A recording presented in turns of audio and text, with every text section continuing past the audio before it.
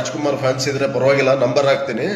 ನೀವು ನನ್ನ ನೋಡೋದ್ ಕೊಲೆ ಮಾಡಿದ್ರು ಪರವಾಗಿಲ್ಲ. ಪುನೀತ್ ಫ್ಯಾನು ಯಾರೋ ಮೀಟರ್ ಬೇಕು, ಮೀಟರ್. ರಾಜ್ಕುಮಾರ್ ಒಬ್ಬ ಅಯೋಗ್ಯವನು ಸರ್ನಾ.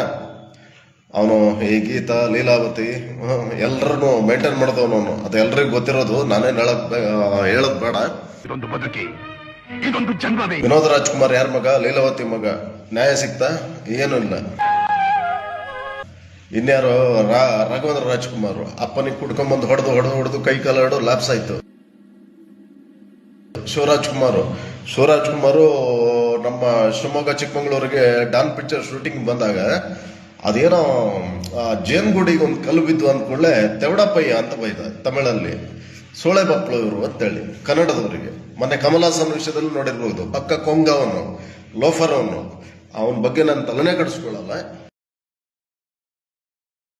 ವಿಷ್ಣುವರ್ಧನ್ ಸ್ಮಾರಕನ್ನ ಹೊಡಿಬೇಕಾದ್ರೆ ಮನ್ಸಾದ್ರೆ ಹೆಂಗ್ ಬಂದ್ರಿ? ಒಳ್ಳೆಯವರಿಗೆ ಬೆಲೆ ಇಲ್ಲ ಅಂತ ನನ್ನ ಅಭಿಪ್ರಾಯ. ಎಲ್ಲ ಈ ವಿಡಿಯೋದ ಮೂಲಕ ಎಲ್ರಿಗೂ ಹೇಳ್ತಾ ಇದ್ದೀನಿ, ನನ್ನ ನಂಬರ್ ಹಾಕ್ತಿದ್ದೀನಿ.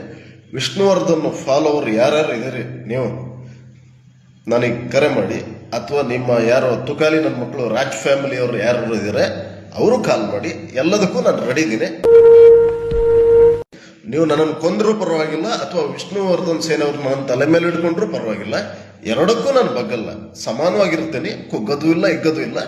ಜೈ ಭೀಮ್, ಜೈ ಹಿಂದ್, ಜೈ ಕರ್ನಾಟಕ ಮಾತೆ, ಒಂದೇ ಮಾತು, ಭಾರತ್ ಮಾತಾ ಕಿ ಜೈ. ಮತ್ತೆ ಭೇಟಿಯಾಗೋಣ. ನಮಸ್ಕಾರ.